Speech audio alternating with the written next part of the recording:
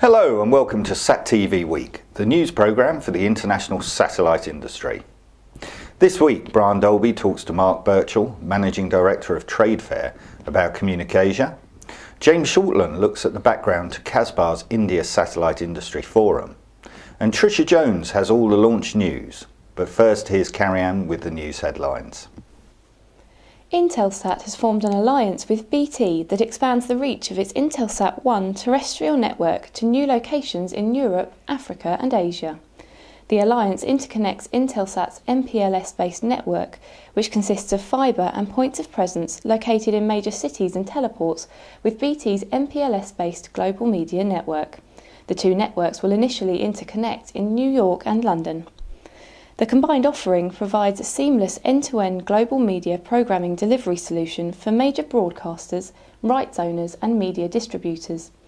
Mick Hammond, BT's Director of Fixed Network Operators and Media Services, said that customers can enjoy services across both the Intelsat 1 and BT GMN networks as if they were provided by a single service provider.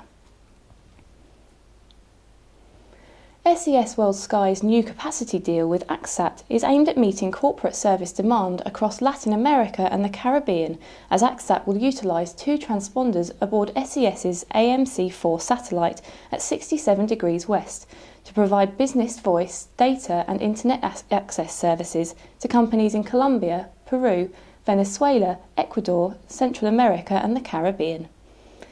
SES deployed the AMC-4 spacecraft in September last year as part of an agreement with the Andean Community of Nations to deliver much-needed high-power Ku-band capacity to the Andean region. This new capacity is enabling the immediate expansion of many voice, data, internet and video networks in the Andean countries, Central America, Mexico and the Caribbean.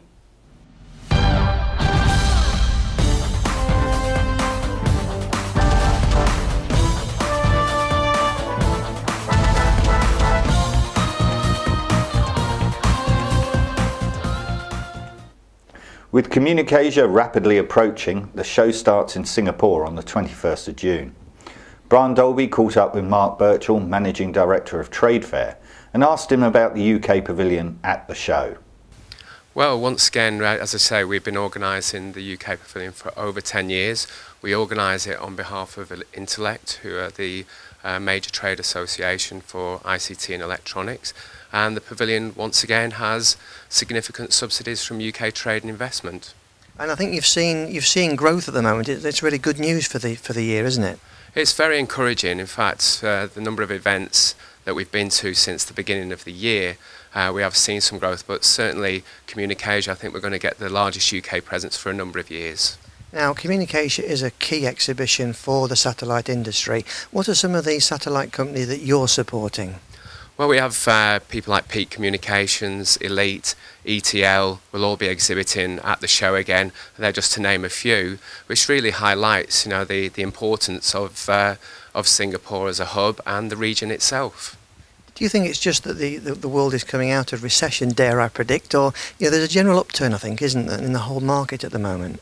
Yeah, it is very positive. As I say, we've just been out to Dubai and with a lot of the satellite guys, and it definitely is more upbeat. And fingers crossed, we are going to see ourselves out of the recession.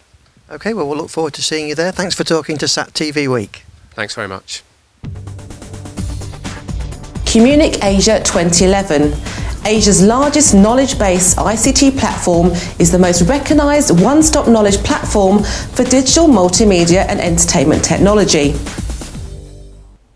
SpaceX has signed a satellite launch contract for its Falcon 9 rocket with SES in a deal that marks what will be the first geostationary satellite launch using the vehicle. Here's Tricia with more on that story and the rest of the launch news. The SpaceX SES agreement covers the launch of the SES-8 satellite and also includes an option for a second SES satellite launch and supplements SES's existing multi-launch agreements with its traditional launch providers Arianespace and ILS. Romain Bausch, President and CEO of SES, said that access to space is of the utmost importance to his company as it embarks on an ambitious fleet expansion programme. The CEO said that he felt that the Falcon 9 ideally complements the roster of Ariane 5 and Proton boosters, as well as the framework launch Understanding with Sea Launch, and he looked forward to a successful collaboration with SpaceX on the SES-8 mission and beyond. The satellite is scheduled to launch in the first quarter of 2013 from SpaceX's Launch Complex 40 at the Air Force Station at Cape Canaveral, Florida. While NASA has extended its crew flight contract with the Russian Space Agency, NASA's Administrator Charles Bolden has repeated his call for a US-made commercial alternative.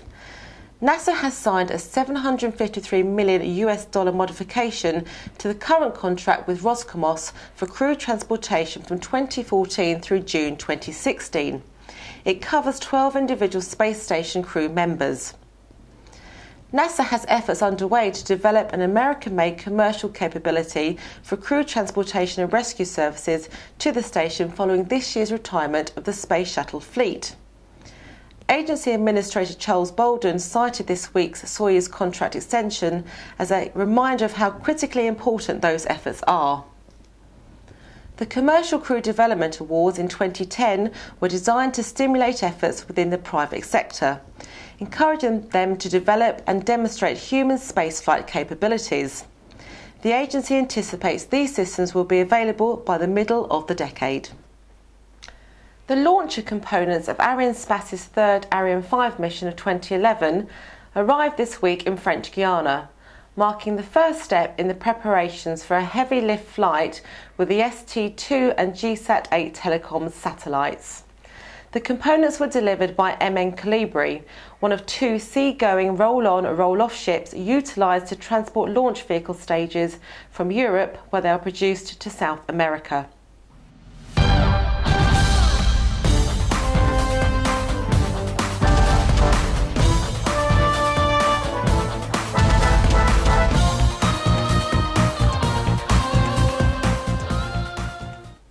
The recent ruling by the Delhi High Court in India on tax payments for foreign satellite operators operating over India has focused attention on the dynamic satellite broadcasting industry in the country. And Casbar is to hold a forum next week in the Shangri-La Hotel in New Delhi to look at this and other issues. James has the story. For more than a decade, non-domestic satellite operators have been involved in tax litigation in India, with conflicting rulings about whether or not payments for transponder leases are taxable as royalties. Now, the Delhi High Court has ruled that the revenues earned by FSOs for providing transponder capacity do not constitute royalties and hence are not taxable in India. The High Court issued the important ruling in the case of Axesat, where one of the key arguments of the operator was that it did not have any office, employees, machinery or equipment in India, and should therefore not have a tax liability on its transponder leasing business. Against this background, Casbar's India Satellite Forum will focus on the big picture issues facing the satellite industry within India in 2011 and beyond, including the challenges and opportunities for the industry. Simon Twiston-Davies, CEO of Casbar, said that in order to facilitate continued expansion of the Indian market, it is of great importance to examine the pressing issues affecting the business. The forum will gather both domestic and international business leaders and officials to debate the challenges facing the industry. And now here's Carrie-Anne with more news. iDirect has announced a groundbreaking addition to its IP satellite comms platform, SCPC return channel technology.